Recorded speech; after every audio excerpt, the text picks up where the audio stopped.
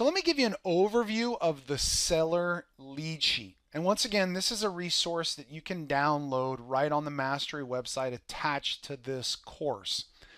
Now, this is something that I have been utilizing for the past decade to take leads from sellers. Think of it like half a script and then half just some informational blanks that you're going to use to fill out and gather information from a seller and help guide you when you're talking to the seller. Now, there's a lot of information that we could gather from sellers. We could literally fill up 7 or 8 of these pages with very specific information about a property. But this is the key information that you need, and it's designed to be one page for a reason. Because you don't want to spend too much time analyzing a potential property or a lead that isn't going to go anywhere.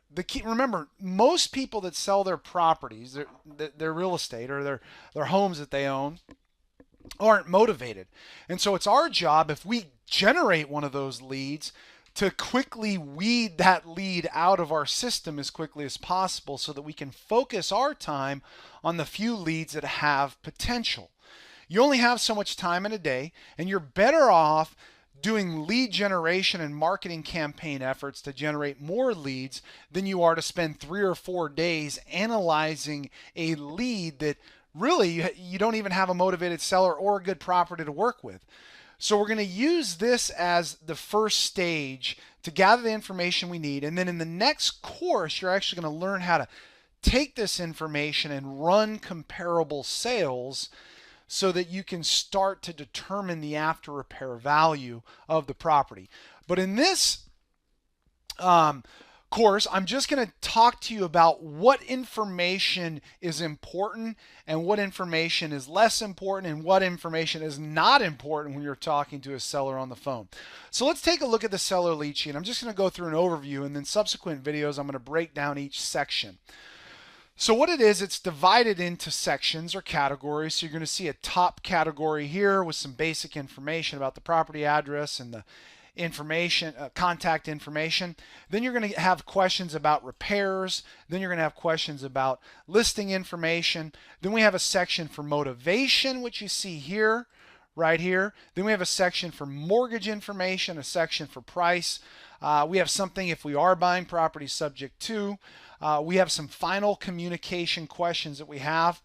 And then we have an internal office information that we're going to fill out after we talk with the seller. So I'm going to go through each one of these. Here's what's important. Once we've gathered this information from the seller, you're going to do one of 3 things. Either A, you're going to set an appointment with the seller to come look at the property in person. Or B, you're going to call the seller back and let them know you're going to do further due diligence and call them back. Or C, you know this just isn't a good deal and you may choose to make a verbal offer over the phone, or you may choose to let them know, hey, there's nothing I can do for you at this particular time. So you're going to do one of the 3 things at the end of the call. It's important to know where you're going. Now, in the next few videos, I'm going to walk you through different sections of the seller lead sheet.